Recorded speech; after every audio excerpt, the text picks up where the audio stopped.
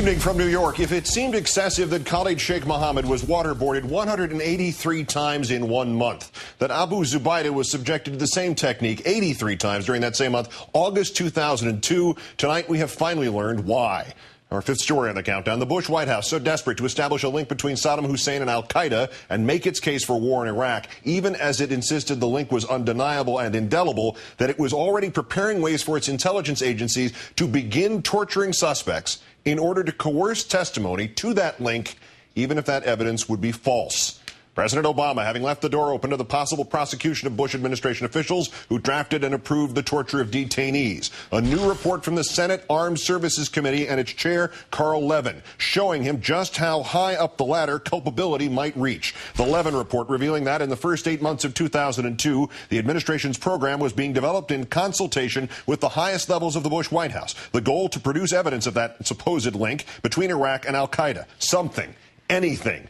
Former U.S. Army psychiatrist Major Charles Burney telling investigators that in June 2002, interrogators at Guantanamo Bay were under enormous pressure to produce results. Quoting from the Major's testimony, while we were there a large part of the time, we were focused on trying to establish a link between al-Qaeda and Iraq, and we were not being successful in establishing a link between al-Qaeda and Iraq. The more frustrated people got in not being able to establish this link, there was more and more pressure to resort to measures that might produce more immediate results. June 2002.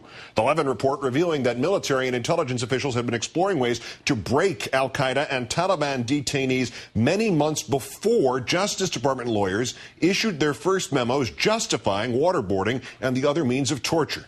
June 2002, the same month that an FBI special agent walked out of an interrogation session of Abu Zubaydah because that agent disapproved of the techniques being used. FBI Director Mueller ultimately concluding that no FBI employees were ever to participate in CIA interrogations.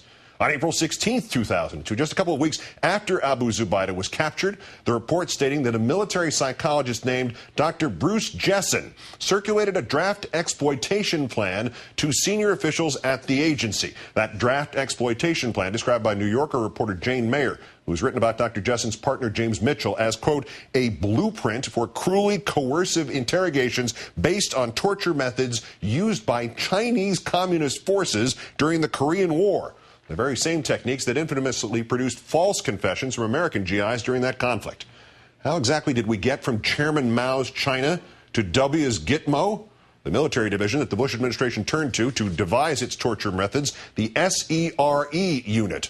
The same division that trains American soldiers to withstand any methods that might be inflicted upon them, should they ever be captured by regimes that do not abide by the Geneva Conventions. None of this, however, was revealed to top CIA, cabinet, or congressional officials when they were asked to approve the Bush administration's new methods of interrogation. Former CIA official telling the New York Times that the process was, quote, a perfect storm of ignorance and enthusiasm. Time now to call in Jonathan Landay, Senior National Security and Intelligence Correspondent for McClatchy News. Thank you for your time tonight, sir.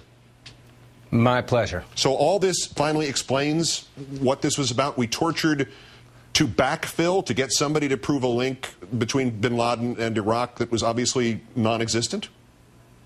That seems to be one of the major goals. Of course, the other was, at the time that this was going on, the intelligence community was convinced that Abu Zubaydah and others may have information about the imminence of new plots against the United States. Only it's curious because of new material that emerged today. Between April, it took from April when they first got Abu Zubaydah until August to begin using those methods. What imminent plot could he possibly provide intelligence on at that point? But yes, absolutely. There appears to be an attempt that was going on, not just to get that kind of information, but to, as you point, backfill their contention that there was an operational link between al-Qaeda and Saddam Hussein's regime. There's something else extraordinary about this timeline as the Levin report presents it. If Abu Zubaydah was detained in March 2002 and now Judge Bybee did not issue his first of the Justice Department memos until August 2002, we know that the FBI special agent who walked out in protest of Zubaydah's interrogation, that was in June of 2002. That's between those two times. Does that not raise another question here, whether or not some torture occurred before the first memo justifying torture was written? Not just that. We know from the Levin report that the first inquiry that was made to this agency that taught these methods, that used these methods to teach American servicemen how to resist giving up information, received their first phone call from a senior administration official, that would have been a senior lawyer in the Pentagon, in December of 2001. And so the question is raised, why did they want to know about this that early?